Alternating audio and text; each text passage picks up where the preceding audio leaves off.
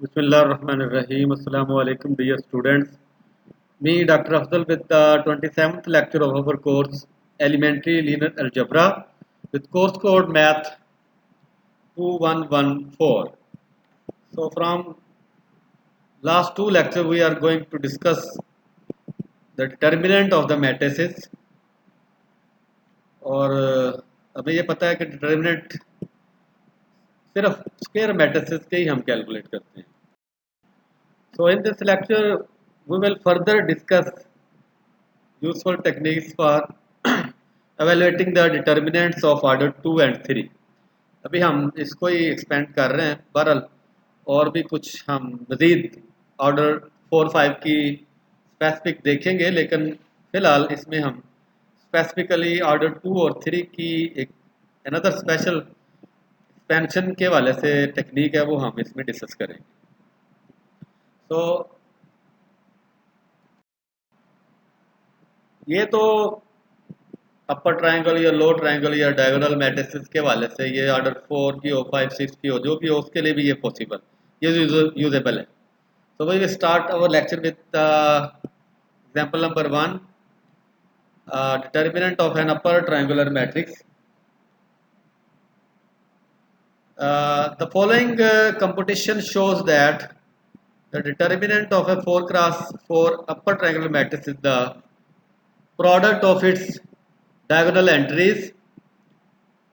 Each part of the computation uses a cofactor expansion along the first row. Okay. जैसे ये first row में आप देख सकते हैं, जो फर्स्ट एलिमेंट नॉन जीरो है 1 A11, आगे सारे जीरो है, 0 0 0. तो फर्स्ट रो से अगर आपको फैक्टर एक्सपेंशन करें, जो भी प्रीवियस लेक्चर में हमने देखा है, तो A11 आ जाएगा. तो फर्स्ट रो और फर्स्ट कॉलम हमने छोड़ दिए, राइट. बाकी जो हमारे पास आएंगे सेकंड रो का सेकंड एलिमेंट से A22 0 0, A32 A330 और A42 A43 A44. अब ये तो आपके पास आ गया ना expansion of this 4 cross 4 determinant की. अब नेक्स्ट जो 3 क्रॉस 3 डिटर्मिनेंट, उसको भी फर्स्ट रो से हम अगर एक्सपेंड करते हैं, तो 3 क्रॉस 3 का जो फर्स्ट डिटर्मिनेंट एलिमेंट है that is A22 times the cofactor of आ जाएगा first C11, that is A330 A43 A44. Okay. अब नेक्स्ट हम देखेंगे तो ये A33 और A44 आ जाए मल्टीप्लाई, बाकी ये 0 हो जाएगा क्योंकि वो 2 क्रॉस 2 की रहेगी. So A11 times A22 times A33 times the cofactor of the last A C जो हमारे पास 1 1 है, तो वो A44 आ जाएगा. तो आपने देखा है एग्जाम्पल नंबर 1 में, अगर कोई मैट्रिक्स अपर ट्रायंगुलर में है या लो ट्रायंगुलर में है, उसमें सिंपल जो उसके मेन डायगोनल में जो एलिमेंट आ रहे हैं उनको सिर्फ आप प्रोडक्ट ले लें, तो वो डिटर्मिनेंट ऑफ द मैट्रिक्स आ जाएगा, चाहे वो 4 की है, 5 की है, 6 की है. तो सिंपल आपने देखना है फर्स्ट ऑफ ऑल कि अगर वो मैट्रिक्स अपर ट्रायंगुलर है, अपर ट्रायंगुलर मतलब है कि उसके ऊपर वाले जो जितने भी एलिमेंट है वो 0 होंगे, नीचे नॉन जीरो होंगे. तो लो ट्रायंगुलर में मेन डायगोनल नीचे 0 आ जाएंगे. और सिमिलरली अगर डायगोनल मैट्रिक्स है तो उसका मतलब है कि उसके above and below the diagonal element 0 होते हैं. इस रिजल्ट को हम समराइज करते हैं in the form of theorem number 1. if A is an n cross n triangular matrix, that is upper triangular, low triangular or diagonal matrix, then the determinant of A is the product of the entries on the main diagonal of the matrix A, that is determinant of A will be equal to A11 times A22 times so on times A n n. मतलब ये है कि अगर आपके पास कोई भी matrix square matrix है, वो ट्रायंगुलर फॉर्म में दी है, अगर वो अपर ट्रायंगुलर है या लोअर ट्रायंगुलर फॉर्म में है या मेन डायगोनल की फॉर्म में है, तो उसकी जो डिटर्मिनेंट होगी वो सिंपल डायगोनल एलिमेंट को मल्टीप्लाई कर दें, जो भी आंसर आएगा that is the determinant of the matrix. इसको हम एक्सप्लेन करते हैं with the help of examples. तो नेक्स्ट हम देखते हैं. अब अनदर यूजफुल टेक्निक है जी for evaluating 2 cross 2 and 3 cross 3 determinants. So determinants of 2 cross 2 and 3 cross 3 matrices can be evaluated very efficiently using the pattern suggested in figure below. ये figure 1 2 cross 2 के लिए है और figure 2 next जो है ना वो 3 cross 3 के लिए. So in figure 1 you can see that मैंने lines ड्रा हुई है फ्रॉम लेफ्ट टू राइट और from right to left. So in the 2 cross 2 case, the determinant can be computed by forming the product of the entries on the rightward arrow and the subtracting the product of the entries on the left arrow as shown in figure number 1. तो figure 1 में जो arrow हमने बनाई है rightward arrow उसके आप product कर लें एंट्रीज को minus product of the entries in the left word arrow. इसको आप देख लें ये वो सिंपल 2 cross 2 डिटरमिनेंट आ जाए. Similarly, in the 3 cross 3 case, first we recopy the first and second columns as shown in the figure 2. ये जो first और सेकंड कॉलम है इसको आपने ले जाना है मैट्रिक्स के बाहर. After which we can compute the determinant by summing the products of the entries on the right word arrows and subtracting the product on the left word arrows. Means के आपके पास जो A11 A22 A3 इसको multiply करना है plus A12 A23 A31 इसको multiply करना है फिर plus A13 A21 A32 sorry इसकी सम की प्रोडक्ट माइनस जो नेक्स्ट एरोज बन रही है आपके पास A13 left word A13 A22 A31 इसकी product plus A11 A23 A32 की product plus A12 A21 A33. तो इसकी वैल्यू जो भी होगी हमारे पास वो डिटर्मिनेंट ऑफ 3 cross 3 की होगी. तो ये नेक्स्ट मैंने अलर्ट भी लिखा है the arrow technique only works for determinants of order 2 and 3 matrices. तो ये आप इसको आप एक्सप्लेन करते हैं with the help of examples. Okay these procedures execute the competitions. जैसे मैंने जनरल 2 cross 2 की ली है तो हमारे पास आ जाएगी A11 A12 A21 A22 that is A11 A22 minus A12 A22 and ये जनरल हमने एक्सपेंशन लिखी हुई है और इसको हम बाद में देखते हैं with the help of arrow technique. First ये थर्ड ऑर्डर की है A11 A12 A13 A21 A22 A23 A31 A32 A33.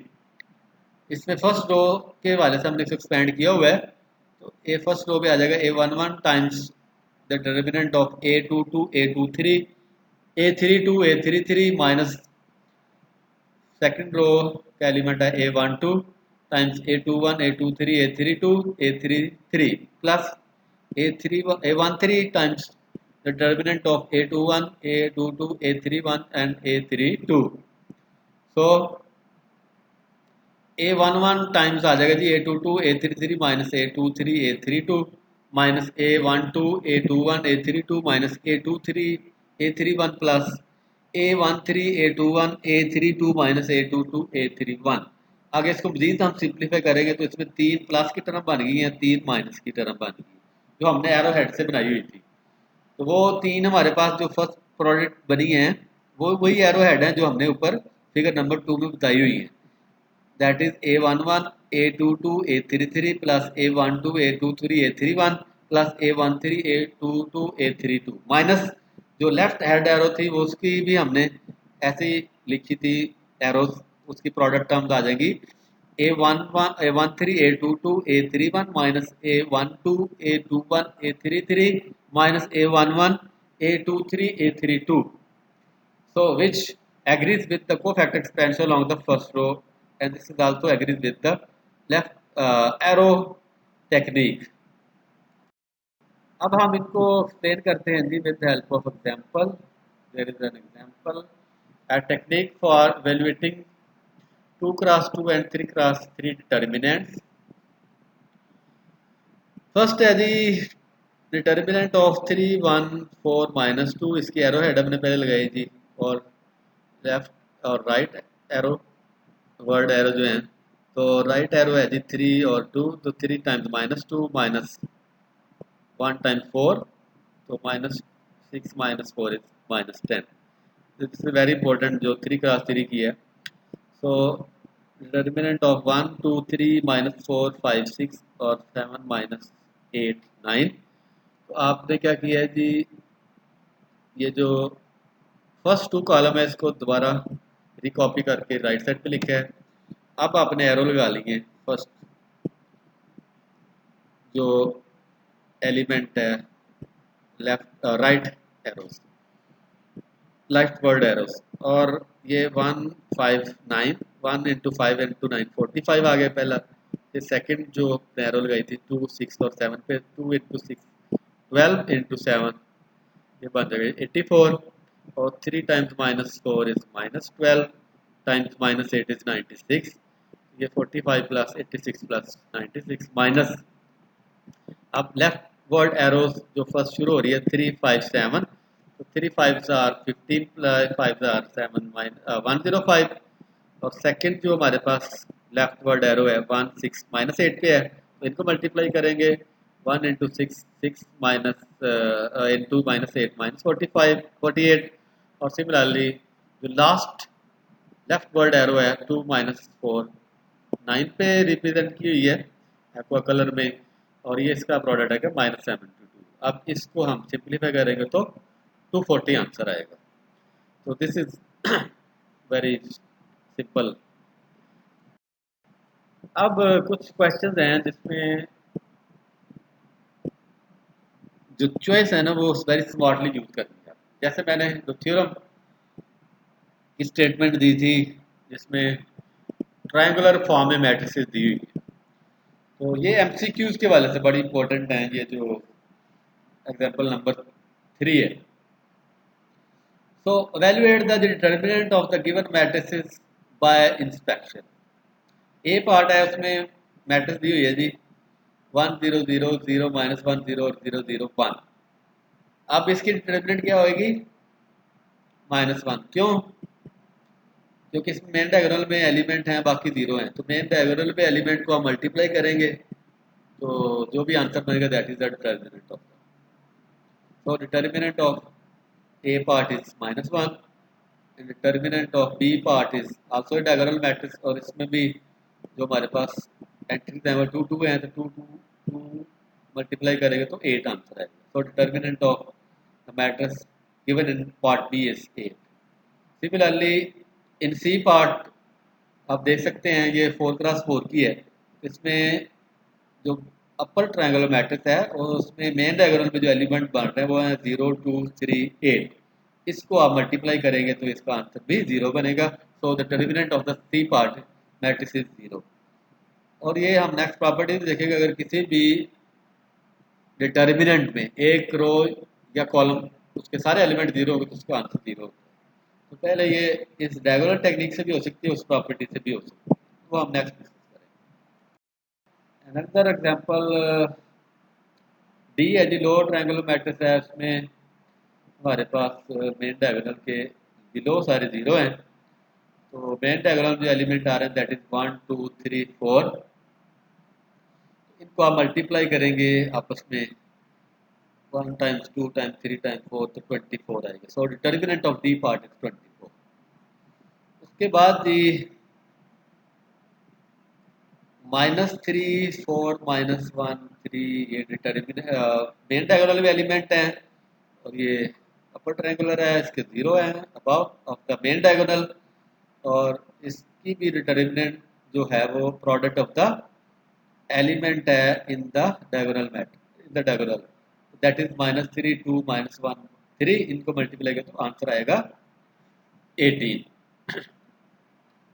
तो इसमें बड़ी हमने खूबसूरत टेक्निक देखी है। अगर आपके पास अपर ट्रायंगुलर मैट्रिक्स है या लोअर है या डायगोनल मैट्रिक्स है, तो उसमें आपने सिंपल उसके जो डायगोनल के एलिमेंट है उनको मल्टीप्लाई करना है, जो भी आंसर बनेगा that will be the determinant of the matrix. तो ये आपने रिमेंबर करना है, ये एमसीक्यू इससे काफ़ी बन सकते हैं। अब एक क्वेश्चन है जी, show that the value of the following determinant is independent of theta. इसका मतलब है कि वो थीटा से जो है ना वो उसके एलिमिनेट या डिलीट आपने करना है। तो फर्स्ट दो है जी, sine theta cos theta zero minus cos theta sine theta zero, और sine theta minus cos theta sine theta plus cos theta one. तो स्मार्ट चॉइस तो यही है कि जो कॉलम थ्री है उसमें नंबर ऑफ जीरो दो है, तो हम इसको एक्सपेंड करेंगे with the help of column three.